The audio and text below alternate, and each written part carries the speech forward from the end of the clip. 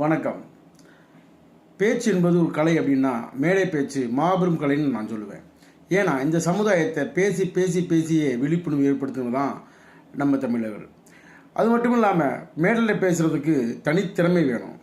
அப்படி பேசுறதுக்கு சில வரைமுறைகளை எழுத்தாளர் செல்வேந்தன் அவர்கள் தன்னுடைய நூலான மேடை பேச்சின் 70 பொன் விதிகள் அப்படின்ற புத்தகத்தில் குறிப்பிடுறாரு.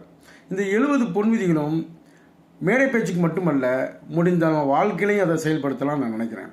ஒரு மேடை பேச்சை எப்படி ஆரம்பிக்கணும், எங்கே ஆரம்பிக்கணும், அதில் என்னவெல்லாம் அதில் இருக்கணும், அதுக்கு எவ்வளவு தயாராகணும், முன் தயாரிப்பை பற்றி ரொம்ப விளக்கமாக சொல்கிறாரு. இது ஒவ்வொரு விஷயமும் நம்முடைய வாழ்க்கையில் செயலாற்றணும்னா நம்மளும் வாழ்க்கையில் மேடை பேச்சில் வெற்றி பெற மாதிரியே வாழ்க்கையில் வெற்றி பெறான்னு நான் நினைக்கிறேன்.